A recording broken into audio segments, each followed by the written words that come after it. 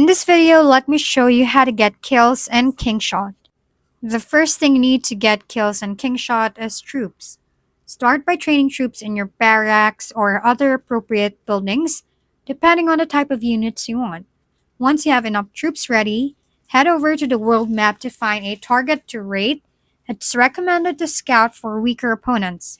This gives you a higher chance of victory and more reliable skills. For example, if you find a player who's at a lower level than you, they might be a good target. Just be sure they don't have a shield active, as this will prevent you from attacking them.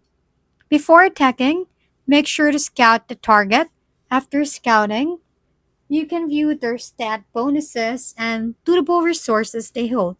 This will help you determine if it's worth launching an attack.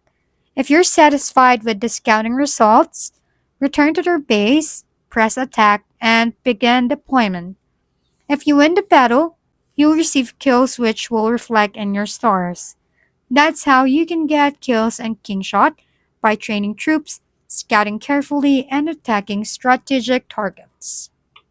If we've been helpful, kindly give us a thumbs up and don't forget to hit the subscribe and bell button for more contents. For any questions and suggestions, comment down below.